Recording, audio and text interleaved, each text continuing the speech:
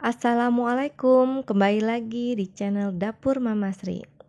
Kali ini kita akan menggabungkan 3 teknik dalam membuat adonan roti.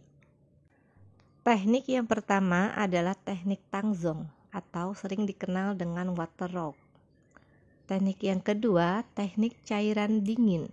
Ini yang pernah saya buat dalam video sebelumnya. Teknik yang ketiga adalah sangjinko. Teknik tanpa ulen. Baik, kita langsung persiapkan bahannya. 250 gram cakra, ini protein tinggi, 2 sendok makan gula, dan 1 kuning telur. Waterok dari 1 sendok makan terigu dan 70 ml air, masak di api kecil. Setengah sendok makan vermifan, 2 sendok makan margarin, dan 100 ml susu dingin UHT.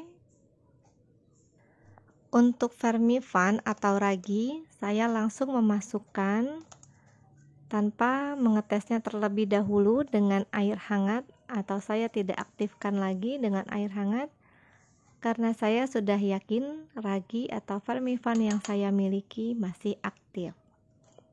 Jadi ketika vermifan atau ragi tidak langsung habis dipakai, ada sisa, biasanya saya langsung lipat dengan rapat dan mengikatnya lagi dengan karet supaya lebih rapat, lalu disimpan di freezer. Ini dapat membuat vermifan tahan sangat lama. Mencampurkan waterok ke dalam adonan, inilah yang disebut dengan metode tangzong atau waterok. Pastikan waterok dingin atau hangat kuku sebelum kita mencampurnya ke dalam adonan. Pada resep ini saya tidak menggunakan maizena. Jika teman-teman ada yang ingin menambahkan maizena, misalkan 50 atau 40 gram, maka kurangi pemakaian tepung sebanyak jumlah maizena. Maaf, maizena itu adalah merek, yang saya maksud adalah tepung jagung atau corn flour. Mencampurkan cairan dingin atau susu dingin ke dalam adonan, ini yang disebut dengan metode cairan dingin. Cara ini akan mempercepat adonan menjadi kalis.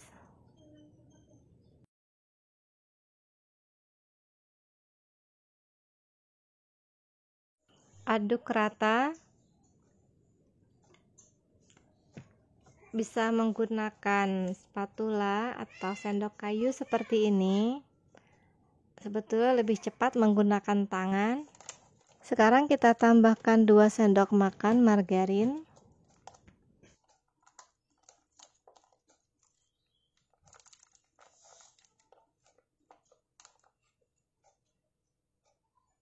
Aduk rata kembali sampai semuanya tercampur.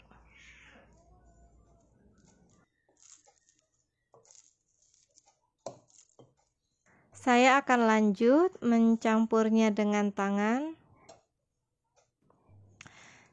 Ini saya sudah cuci tangan ya, Bunda. Karena tadi kita memasukkan susu dingin dan telur yang tadi juga dingin, jadi adonan ini cepat sekali menyatunya. Ini kalau seperti ini sebetulnya tinggal diuleni 5-7 menit saja, ini sudah kalis. Atau paling lama 10 menit lah, ini sudah kalis. Ini juga sudah tidak lengket, cuman teksturnya kan memang masih kasar. Jadi hanya perlu diulen sedikit agar seluruh bahan tercampur sempurna. Tapi kalau ini saya lanjut mencampurnya, ini bisa langsung kalis sebelum kita lanjut ke metode sangjinko. Baik, sekarang kita lanjut ke metode sangjinko. Di sini saya melapisi adonan dan pinggiran wadah dengan minyak goreng. Minyaknya minyak baru ya, Bunda. Kita tutup dengan plastik atau bisa juga dengan kain. Dan nanti kita akan tunggu atau proofing selama 20 menit atau paling sebentar 15 menit. Metode Sangjinko ini adalah metode tanpa ulen, jadi tidak menguleni sama sekali. Dia hanya cukup mencampur seluruh bahan-bahan sampai tercampur rata, lalu akan di proofing 3 kali, dan setiap proofing itu 15 sampai 20 menit. Kita masuk ke proofing yang pertama. Kita akan menunggunya selama, di sini saya 20 menit. Bila dari awal kita berencana memakai metode Sangjinko, sebaiknya gunakan air hangat, bukan yang dingin, agar lebih mudah dalam mencampur seluruh bahan-bahannya. Setelah 20 menit, kita kempeskan adonannya dan kita campur lagi agar semua bahan dapat menyatu. Ambil dari bagian kiri, tekan ke tengah, dari pinggir ke tengah, lalu akan kita proofing lagi atau kita diamkan lagi selama 20 menit. Ini proofing yang kedua. Pada video ini, mengapa saya menggunakan air dingin? Karena di video ini saya ingin membuat adonan yang apabila memang sudah diuleni atau belum kalis juga, bisa dilanjut dengan metode Sangjinko. Ini setelah 20 menit proofing kedua, kita akan kempeskan dan aduk lagi adonan agar lebih menyatu. Caranya sama, ambil pinggiran adonan, masukkan ke tengah. Lakukan beberapa kali, ambil pinggirnya, masukkan ke tengah, seperti kita melipat. Ini benar-benar sudah nggak lengket ya. Saya jadi gregetan pengen ngulenin, tapi nanti ini mau dibulatkan lagi dan kita akan masuk proofing ketiga, dan kita akan tunggu selama 20 menit lagi. Jadi metode Sangjinko ini cocok banget buat kita yang bikin adonan tapi kok nggak kalis-kalis gitu, udah capek nguleninnya tapi masih aja tetap lengket. Atau bisa juga kalau kita memang sedang tidak ingin menguleni, maka gunakan air hangat dan langsung pakai teknik Sangjinko. Ya bunda, ini setelah 20 menit proofing yang ketiga. Kembali kita kempeskan dan kita ambil pinggiran adonan, masukkan ke tengah. Seperti itu. Sekarang saya akan menghaluskan adonan. Kita taburi di atas adonan dan juga telapak tangan ya, dilapisi dengan tepung terigu. Nah, kita uleni sedikit saja, ini sudah jadi. Sekarang kita akan siap untuk membentuk roti, bentuk apa yang diinginkan.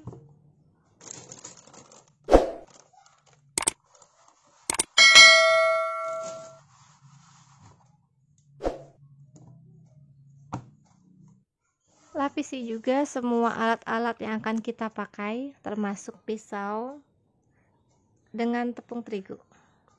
Ini saya mau potong berapa ya? Bagi dua dulu ya. Saya potong 5 apa 6 ini.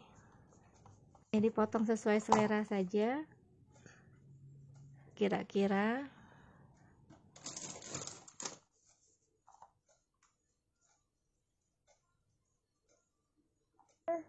sebelum dibentuk, bulatkan dulu adonan. Masukkan bagian pinggir ke tengah.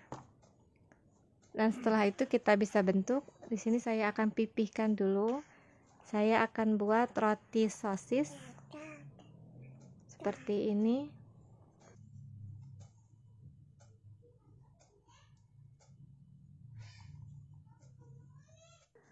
Roti sosis yang ini saya akan buat roti dan sosisnya itu lebih tebal.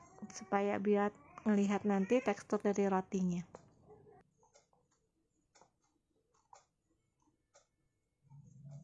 Diirisnya yang sebelah kiri itu tidak putus ya Bunda, dan yang sebelah kanan yang putus, jadi hanya satu sisi saja yang putus, lalu nanti kita susun berselang-seling. Nah, seperti ini kurang lebih. Nah, ini karena motongnya tebal-tebal jadi rotinya pendek. Ini saya mengoles loyangnya dengan Carlo, saya juga baru pakai ini. Biasanya saya pakai mentega aja sih, margarin.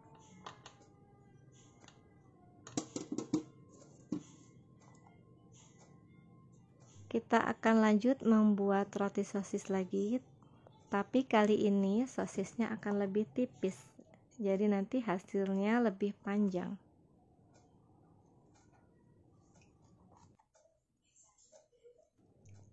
Rapatkan pinggiran rotinya, ditekan-tekan saja, nanti baru kita iris-iris lebih kecil dari sebelumnya. Nah, tipis saja, putus yang di bagian sebelah kanan diputus, potongnya kita selang-seling seperti ini, disusun selang-seling ke kiri dan tidurkan ke kanan, lalu kiri lagi. Oke, bisa ya Bunda.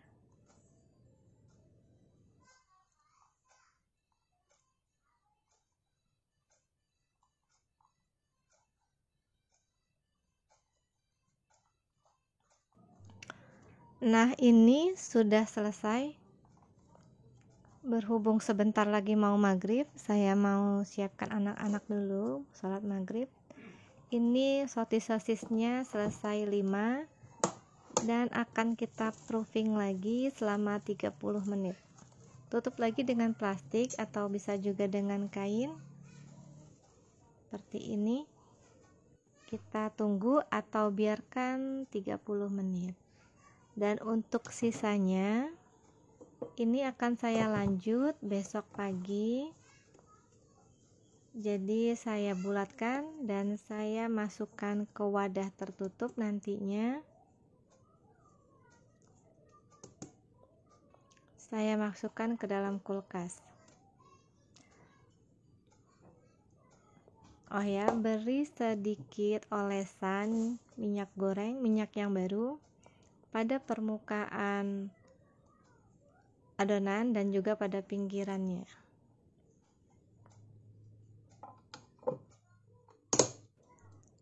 Tutup rapat dan kita simpan di dalam kulkas. Nah, ini yang setelah 30 menit yang tadi sudah mengembang 2 kali lipat. Ini sudah siap kita panggang. Kita akan panggang di suhu 170 sampai 180 dengan api atas bawah dan selama 15 menit atau 20 menit. Untuk toppingnya di sini saya pakai mozzarella, bisa juga keju yang lain. Dan juga mayones. Mayonesnya juga bebas, bisa mayones original seperti ini atau pedas ataupun mayones keju, sesuaikan dengan selera masing-masing saja. Dan aku juga kasih di sini saus tomat. Ini dimasukin ke plastik dulu biar gampang nanti menaburnya. Kalau langsung dari botol kan terlalu besar lubangnya. Selanjutnya kita akan beri parsley. Parsley ini apa namanya tuh? Daun seledri. Daun seledri yang kering. Daun seledri kering. Bisa juga pakai seledri yang segar, diiris kecil-kecil, tipis-tipis. Nah, ditabur di atasnya. Tidak pakai juga tidak apa-apa. Baik, kita panggang selama 15 sampai 20 menit tergantung oven masing-masing. Suhunya juga tergantung oven masing-masing. Di sini saya pakai 170. Nah, ini sudah matang. Warna di atasnya sudah coklat emas gitu, sudah bagus. Sekarang Saat lagi hangat gini, kita beri olesan margarin supaya warnanya cantik.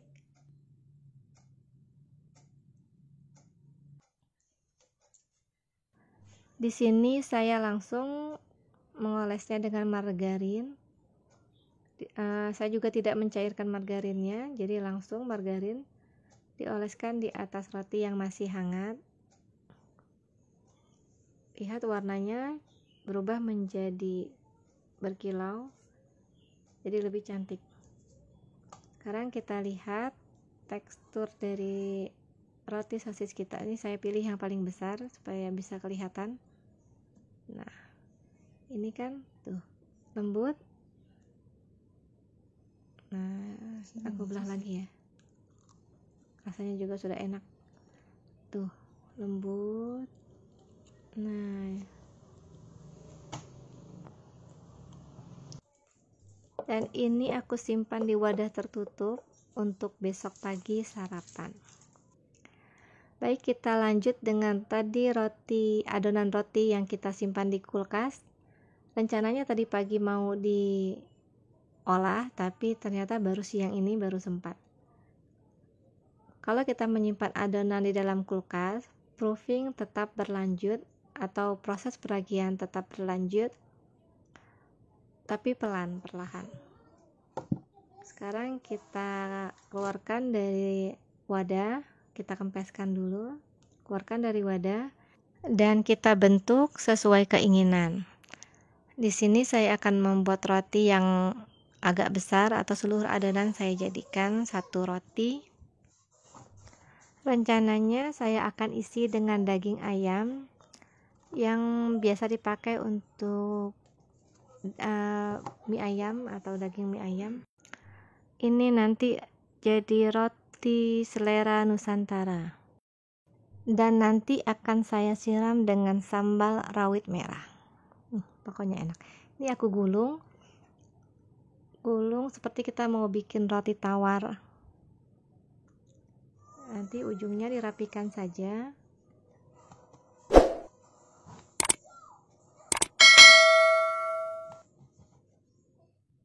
Loyangnya aku olesi lagi dengan Carlo tadi, sedikit aja karena rotinya juga cuma sampai sini. Kalau tidak ada juga pakai margarin. Saya juga biasanya pakai margarin ya bunda. Ini roti yang tadi kita bentuk, dan aku kasih tepung terigu sedikit di atasnya. Juga aku iris di atasnya supaya ada tekstur aja. Kita proofing selama 30 menit atau sampai adonan ini mengembang 2 kali lipat. Nah, ini sudah. Sekarang waktunya kita panggang. Ini karena rotinya agak besar, kita akan panggang di suhu 150 dengan api atas bawah selama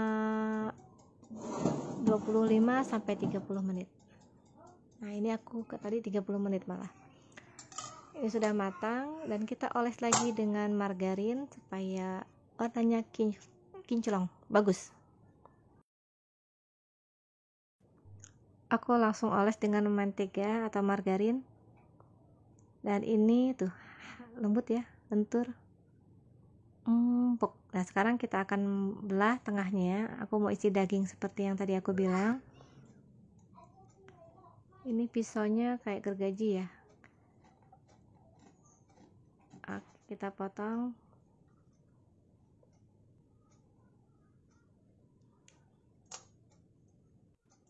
Tuh masih berasap. Ini aku motongnya masih hangat seperti ini. Kalau mau potongannya rapi, sebaiknya dipotong saat roti itu sudah dingin. Nah, ini tadi daging ayam yang tadi aku bilang. Terus aku kasih bombay dan ditaburi dengan wijen hitam. Ini mah selera aja ya, bebas isinya mau apa aja. Aku kasih sedikit kemangi untuk menambah cita rasa. Ini namanya roti apa ya? Kita kasih nama sendiri aja ya bun. Aku kasih nama chicken bread Florence. Baik, kita potong aja ya buat lihat dalamnya. Dipegang sih empuk banget dan biasanya rasanya enak. Ini agak susah motongnya dengan sebelah tangan. Bentar ya. Nah, aku udah potong.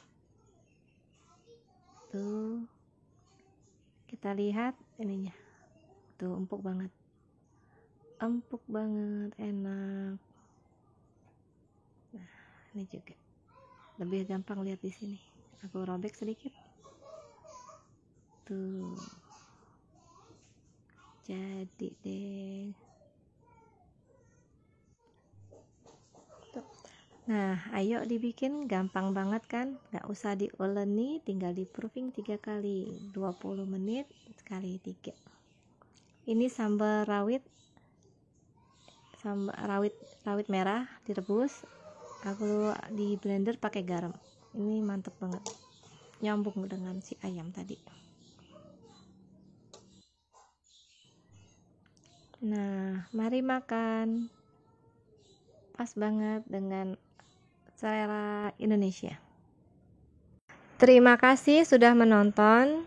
Jika teman-teman suka dengan video ini, silakan di like.